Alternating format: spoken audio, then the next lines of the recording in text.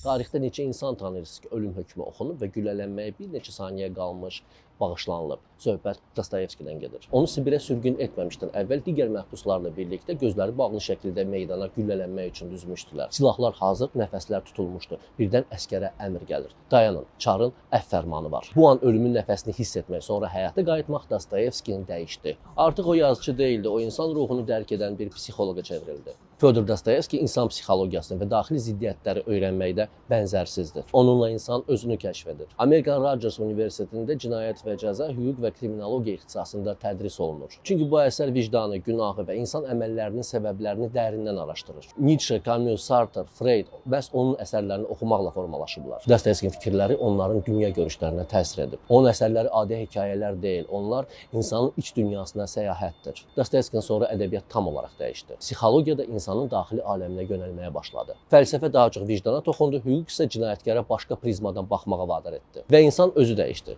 Suallar verməyə başladı. Dostoyevski oxumaq özünü anlamaq cəhdidir. Dostoyevski oxumaq lazımdır.